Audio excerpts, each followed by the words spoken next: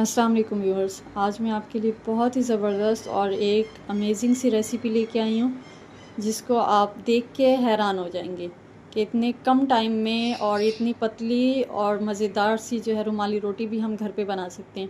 तो इसको लाजमी ट्राई कीजिएगा और मुझे फ़ीडबैक दीजिएगा, और रेसिपी अच्छी लगे तो चैनल को सब्सक्राइब कर दीजिएगा। थोड़े से वक्त में हम एक रोटी के तवे पर 4 रोटियाँ बनाएंगे, और किस तरह से बनाएंगे उसके लिए हमें 1.5 कप दूध चाहिए। नीम गर्म दूध ले लिया मैंने, सर्दी है तो इसलिए नीम गर्म ले रही हूँ। अगर आपने गर्मियों में इसको बनाना है तो फिर नॉर्मल भी ले सकते हैं दूध। 1.5 कप दूध लेने के बाद, ये मेजरिंग कप है, आप चाहें तो चाय वाला कप भी ले सकते हैं, लेकिन दोनों चीज़ें आटा, मैदा और दूध आपने सेम कप से नाप करना है। अब इसमें 3 कप मैदा शामिल कर रही हूँ। आप इसमें चक्की वाला आटा भी इस्तेमाल कर सकते हैं, लेकिन 2 कप चक्की वाला आटा लीजिएगा और 1 कप मैदा लीजिएगा। ये शामिल करने के बाद इसमें हम नमक शामिल करेंगे। नमक थोड़ा सा डालेंगे, जितना हम नॉर्मली आटे में डालते हैं, थोड़ा सा नमक डाल दीजिएगा। बहुत ही मज़ेदार ये रेसिपी है, इतनी सॉफ्ट ये चपाती बन के तैयार होती है, और आप 4 से 5 एक तवे के ऊपर रोटी बना सकते हैं, और वो भी 1 से 2 मिनट के अंदर। अब गैस नहीं होती इस टाइम पे, सर्दियों में बहुत ज़्यादा हमारे यहाँ मसला होता है, तो मैं उन लोगों के लिए ये रेसिपी लेके आई हूँ ताकि जल्दी से जब गैस आ जाए, या कम गैस भी हो तो उसके ऊपर आप जल्दी से जो है ये रोटी बना लें। तो अब जैसे नॉर्मल आटा गूंथते हैं, इस तरह से हमने इसको गूंथ लेना है।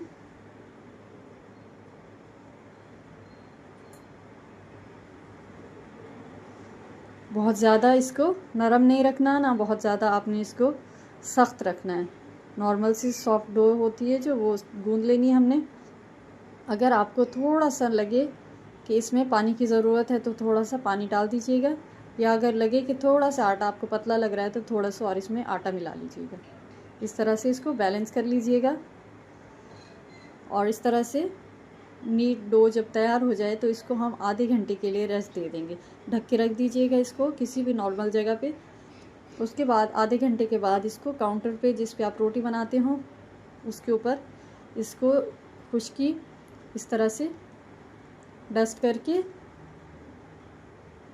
आटा थोड़ा सा इस तरह से फैला के उसके ऊपर इसको अच्छी तरह से निकाल लेना है। ज़रूरत हो तो एक दफ़ा इसको दोबारा से गूंथ लीजिएगा। इसके बाद इसको बराबर रोल जैसे बनाते हैं, इस तरह से रोल बना के इसको कटर की मदद से बीच में से पहले कट करेंगे। आप छुरी से भी ये काम ले सकते हैं। कटर की मदद से इसको 2 हिस्से कर लेंगे।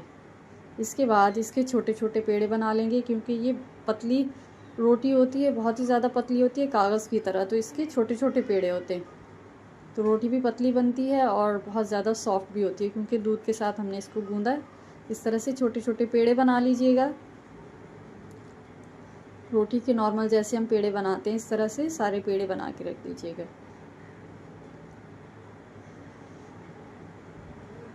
पहले भी मैंने एक चपाती की आपके साथ रेसिपी शेयर की थी, लोगों ने उसको बहुत पसंद किया, और कमेंट्स में मुझे 1-2 लोगों ने बोला कि आप इसके ऊपर, इसी गोल तवे के ऊपर सादा रोटी बनाना सिखाएं, तो इसलिए मैं सादा नॉर्मल चपाती आपके साथ शेयर करने लगी हूँ।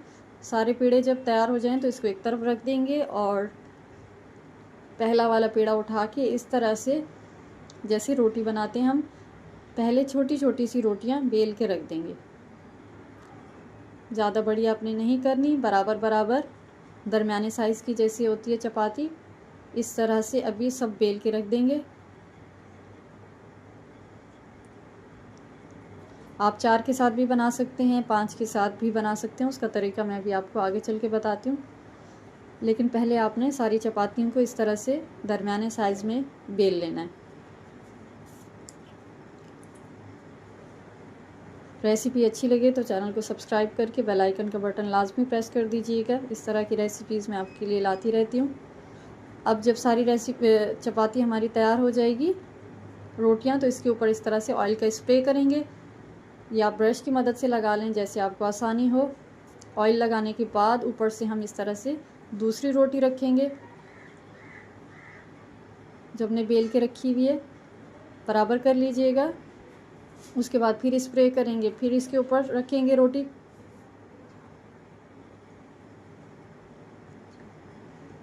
इसके बाद चौथी और आखिरी रोटी इसके ऊपर रखेंगे। आप चाहें तो 5 भी कर सकते हैं इसको। इसके बाद जब आखिरी रोटी इसके ऊपर रखेंगे तो उसके बाद इसको बेलन की मदद से अच्छी तरह से बेल लेंगे।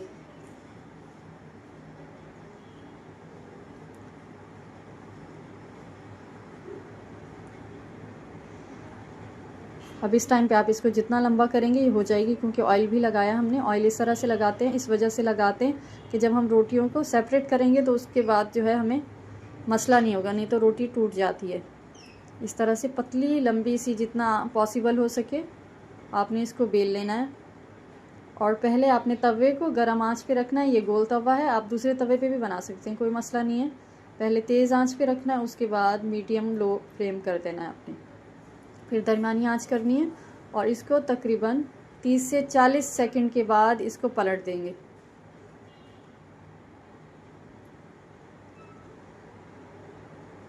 इसके बाद ऊपर से आपने हाथ से इस तरह से उतार लेना है चपाती को, बहुत ही आसानी से उतर जाएगी। अब ये वाली जो चपाती है इसको यूं पलट देंगे और ऊपर वाली को इसी तरह से पलट के ऊपर इसके डाल देंगे। अगर आप चाहें तो उतार दें, लेकिन अगर आपको ऐसा लगे कि कच्ची है तो फिर इसको जैसे रोटी पलट देते हैं इस तरह से इसी के ऊपर पलट दीजिएगा, ऊपर दोबारा डाल दीजिएगा और इसको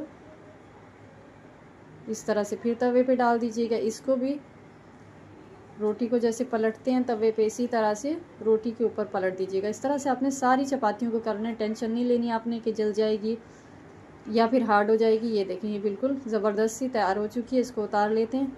बहुत ही पतली ये रोटी होती है चपाती और इतनी सॉफ्ट होती है कि ये शाम तक जो है बिल्कुल सख्त नहीं होगी और ना ही कड़क होगी, क्योंकि हमने इसमें दूध डाला है।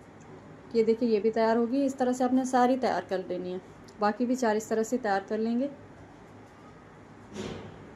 इसको जब आप खाएंगे मज़ा आ जाएगा, ऐसे मुंह में घुल जाएगी। लाजमी ट्राई कीजिएगा। गैस की भी बचत है, टाइम की भी बचत है और पतली ज़बरदस्त सी कागज़ की तरह ये देखिए रुमाली रोटी तैयार हो गई है। मुझे फीडबैक दीजिएगा। मिलते हैं नेक्स्ट रेसिपी में, जब तक के लिए अल्लाह हाफिज़।